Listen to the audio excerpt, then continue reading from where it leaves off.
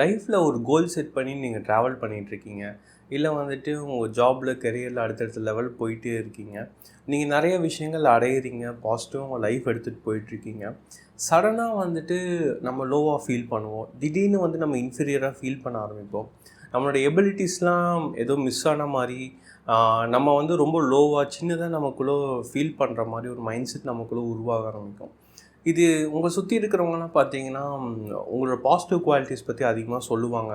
"ஏய் நான் நல்லா தான் இருக்கேன், நீ வந்து நல்லா தான் பண்ணுற" அப்படின்னு என்ன தான் எடுத்து சொன்னாலும், நீங்கள் வந்து லோவாக இன்ஃபீரியராக தான் நீங்கள் ஃபீல் பண்ணிகிட்ருப்பீங்க.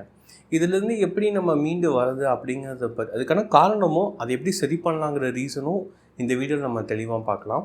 ஸோ ஃபஸ்ட்டு ரீசன் என்னென்னு பார்த்தீங்கன்னா, நம்ம வந்து நம்மளோட சர்க்கிளை வந்து ஃபஸ்ட்டு செக் பண்ணிக்கணும். ஏன்னா நம்ம வந்து ரீசன்ட் டைம் நீங்கள் வந்து எப்போ நீங்கள் லோவாக ஃபீல் பண்ண ஆரம்பிச்சிங்க, எப்போ உங்களோட எபிலிட்டிஸ் வந்து கம்மியாக இருக்கிற மாதிரி உங்களுக்கு தோண ஆரம்பிச்சுது அப்படின்னு நீங்கள் நினைக்கும் போது நல்லா செக் பண்ணி பாருங்கள்.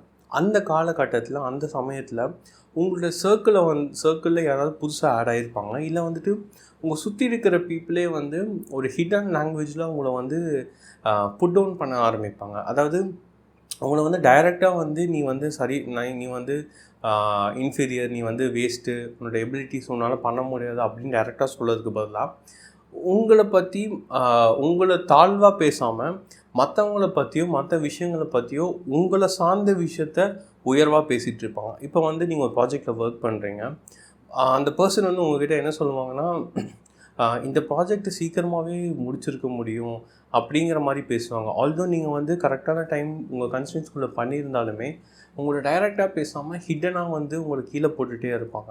ஸோ அந்த மாதிரி பீப்புள் அந்த மாதிரி இருக்காங்க அப்படின்னு நீங்கள் தெரிஞ்சிச்சுன்னா, அந்த பீப்புள்கிட்டேருந்து வெளியில் வர்றது ரொம்பவே இம்பார்ட்டண்ட். ஸோ டைரெக்டாக வந்து பேசுகிற பீப்புள் பிரச்சனையே கிடையாது. பட் வந்து நமக்கு தெரியாமே நம்ம கூடவே இருந்துட்டு நம்மளை கீழே போட்டுகிட்டே இருப்பாங்க தொடர்ந்து. அது நமக்கே தெரியாது நம்ம கீழே போயிட்டுருக்கோம் அப்படிங்கிறத நினச்சி. ஸோ அந்த மாதிரி பீப்புள் யாராவது இருக்காங்க அப்படின்னா உங்கள் சர்க்கிள்லேருந்து உடனே ரிமூவ் பண்ணிவிடுங்க. உங்களை பெட்டர், அதாவது ஃபீட்பேக், அதாவது நம்மளை சுற்றி இருக்கிறவங்க நமக்கு நல்ல ஃபீட்பேக் கொடுக்கணும், நம்ம இம்ப்ரூவ் ஆகணும்னு நினைக்கணும், நம்மளை அடுத்த லெவலுக்கு எடுத்துகிட்டு போகிற விஷயங்களை சொல்கிறதா. நம்ம தப்பு பண்ணாலும் அட்வைஸ் பண்ணுற சரிப்படுத்துகிற பீப்புளாக நம்ம வச்சுருக்கிறது சரி தான். ஆனால் அது அட்வைஸாக நம்ம க்ரோத்துக்கு ஹெல்ப் பண்ணாமல் நம்மளை வந்து கேவலமாக ஃபீல் பண்ண வைக்கிற மாதிரி பேசுகிற நபர்கள் நமக்கு தேவை கிடையாது. ஸோ உங்கள் சர்க்கிள்லேருந்து அந்த மாதிரி பீப்புள் இருந்தாங்கன்னா செக் பண்ணிவிட்டு அவங்கள விலக்கிடுங்க. அடுத்து வந்து பார்த்திங்கன்னா, உங்களுடைய ஸ்டாண்டர்ட்ஸ் அண்ட் வேல்யூஸ்லேருந்து நீங்கள் மிஸ் பண்ண ஆரம்பிப்பீங்க. ஸோ வந்து உங்களோட எபிலிட்டிஸ் மிஸ் ஆகுது, நீங்கள் ரொம்ப லோவாக என்ன தான் வந்து உங்களுக்கு ஏகப்பட்ட பாசிட்டிவ் குவாலிட்டிஸ் இருந்தாலும் சடனாக வந்து நம்ம டவுனாக ஃபீல் பண்ணுறோம் அப்படின்னா, நீங்கள் உங்களுடைய வேல்யூஸ் அண்ட் ஸ்டாண்டர்ட்ஸ் எங்கேயாவது மிஸ் பண்ணுறீங்களா அப்படின்னு பார்த்துக்கோங்க. சில பேர் வந்துட்டு அவங்களோட வேல்யூ சிஸ்டம் எப்படி இருக்குன்னா, நான் என்ன இருந்தாலும் டிசிப்ளின்டாக காலையில் எழுந்திரிச்சு நான் ஒர்க் அவுட் பண்ணுவேன், மெடிடேஷன் பண்ணுவேன், இல்லை வந்துட்டு எனக்கு வந்து டைமுக்கு என்னோடய வேலையை முடிப்பேன், இல்லை நான் வந்து ரொம்ப ஹெல்பிங் டெண்டன்சி உள்ள பர்சன், எல்லாருக்கும் ஹெல்ப் பண்ணுவேன் அப்படின்னு சொல்லிட்டு அவங்க ஐடென்டிட்டி ஒவ்வொன்றும் ஒரு வேல்யூஸ் அண்ட் ஸ்டாண்டர்ட்ஸோ ஒவ்வொரு மனுஷனுமே செட் பண்ணி வச்சுருப்போம்.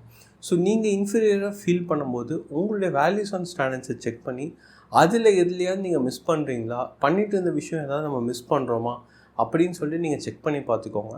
என்ன காரணம்னு பார்த்தீங்கன்னா, நம்ம செய்கிற செயல்கள் நம்ம வேல்யூஸ் அண்ட் ஸ்டாண்டர்ட்ஸை நம்ம தொடர்ந்து அக்னாலேஜ் பண்ணிகிட்டு இருக்கிற மாதிரியே நம்ம செயல் செஞ்சுட்டே வந்துட்ருக்கோம் அப்படின்னா, நம்ம மைண்டு வந்து சுற்றி இருக்கிற விஷயங்கள் பாசிட்டிவாக இருக்கோ நெகட்டிவாக இருக்கோ, நம்ம வந்து ஒரு ஸ்டேபிளான ஒரு ஃபுல்ஃபில்டு எனர்ஜியை கேரி பண்ண முடியும்.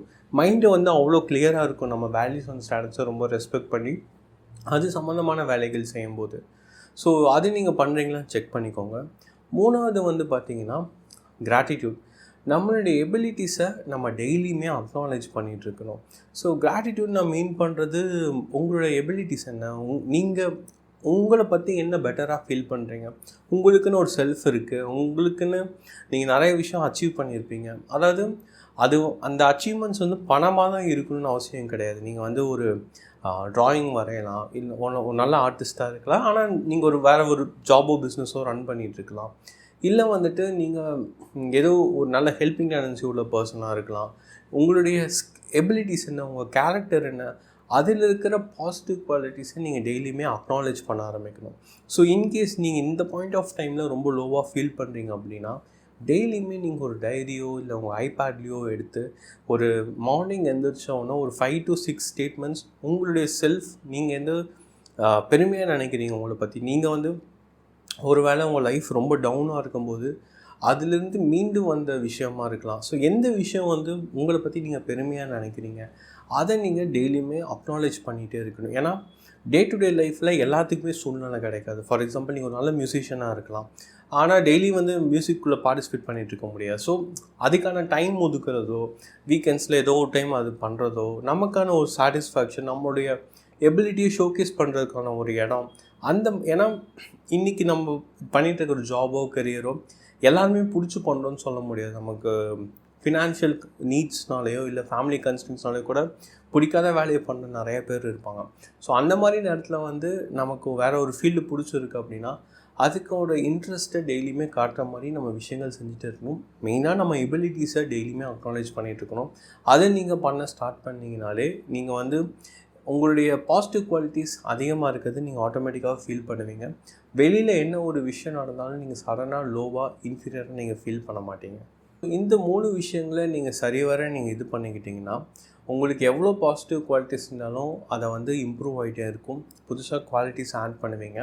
அண்ட் எந்த ஒரு சின்ன விஷயம் எக்ஸ்டர்னல் சிச்சுவேஷன்ஸ் எப்படி இருந்தாலும் நீங்கள் வந்து அதுக்கு இம்யூனாக இருப்பீங்க. அதை நினச்சி வருத்தப்படுறதோ கவலைப்படுறதோ இருக்க மாட்டீங்க. உங்கள் ஜேர்னி அடுத்தடுத்த ஸ்டெப்புக்கு எடுத்துகிட்டு போவீங்க. ஸோ வந்து ஃபஸ்ட்டு உங்கள் சர்க்கிளை செக் பண்ணிக்கோங்க. செகண்ட் உங்கள் வேல்யூஸ் அண்ட் ஸ்டாண்டர்ட்ஸ் எந்த மாதிரி இருக்குது அப்படிங்கிறத பார்த்துக்கோங்க. தேர்டு வந்து நீங்கள் ரொம்ப லோவாக ஃபீல் பண்ணுறீங்க, உங்கள் எபிலிட்டிஸை பற்றி நீங்கள் பெருசாக அக்னாலேஜ் பண்ணுறது இல்லைன்னா டெய்லியும் அதை அக்னாலேஜ் பண்ணி அதுக்கு கிரேட்ஃபுல்லாக ஃபீல் பண்ண ஆரம்பிங்க. இந்த 3 விஷயங்களை நீங்கள் ரீசெக் பண்ணி கரெக்ட் பண்ணிக்கிட்டிங்கனாலே நீங்கள் இப்போ லோவாக ஃபீல் பண்ணுறீங்கன்னா ஆட்டோமேட்டிக்காக ஒரு 2-3 வாரங்கள்லேயே பெட்டராகிறத உங்களால் ஃபீல் பண்ண முடியும். அண்ட் வேறு என்ன விஷயங்கள் பண்ணி நீங்கள் இந்த ஃபேஸ் ஆஃப் லைஃப்பை நீங்கள் கடந்து வந்தீங்க, உங்கள் சடனாக இன்ஃபீரியராக ஃபீல் பண்ணி நம்ம பெட்டர் ஆனோம் அப்படின்னு நீங்கள் என்ன விஷயங்கள் பண்ணி நீங்கள் பெட்டர் ஆனீங்க அப்படின்னு சொல்லிட்டு கீழே கமெண்ட்டில் மென்ஷன் பண்ணுங்கள். ஏன்னா மற்றவங்களுக்கு அது ஹெல்ப்ஃபுல்லாக இருக்கும். And thank you so much for வாட்சிங் திஸ் வீடியோ.